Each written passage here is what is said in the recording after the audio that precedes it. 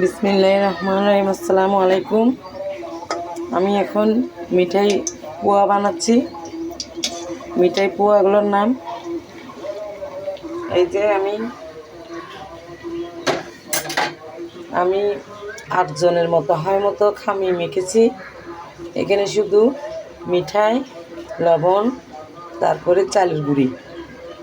এই আমি পোলাও চাল দিয়েছি 2 পটের মতো। আপনারা চাইলে বেশি আর কম দিতে পারেন। এগুলা আমি ব্লেন্ডার করেছি।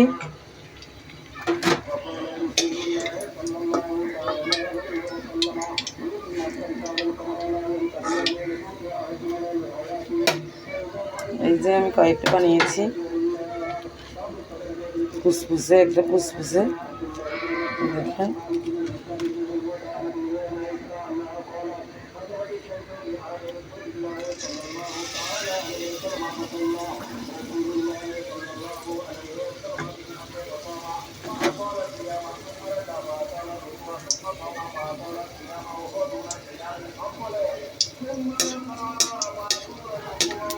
অনেক আস্তে আস্তে ধীরে ধীরে করতে হয়, সাবধানে, না হলে এগুলো ফেটে যাওয়ার সম্ভাবনা বেশি থাকে। অনেক তৈলাক্তভাবে করতে হয়। এক পিঠ হয়ে গেলে আরেক পিঠ উল্টিয়ে দিতে হয়, যেরকম। আমি আরেকটা দেখাই দিচ্ছি। অনেক আলতোভাবে করতে হয়।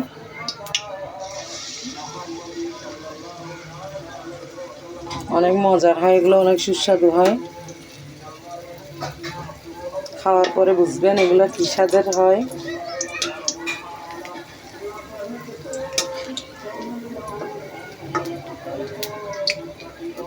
এগুলো একদম ফুসফুসে হয়ে যায়, যেহেতু চালের গুঁড়ি দিয়েছি আমি। ঠান্ডা হলে এগুলো একদম মচমচে হয়।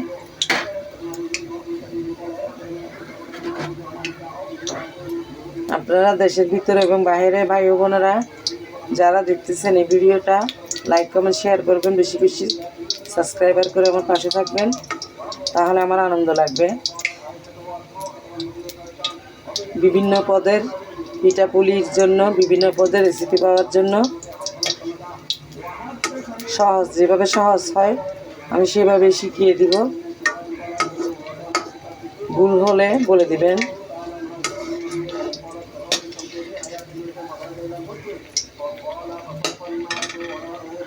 স্কিপ করে করে দেখবেন না, ভিডিওটা ভুল ভিডিও দেখবেন, তারপরে বলতে পারবেন।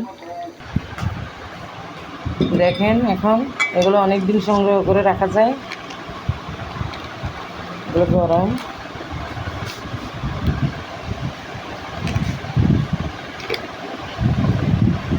এক সপ্তাহ পর্যন্ত রাখা যায় এগুলা, আপনারা সংগ্রহ করে খেতে পারবেন।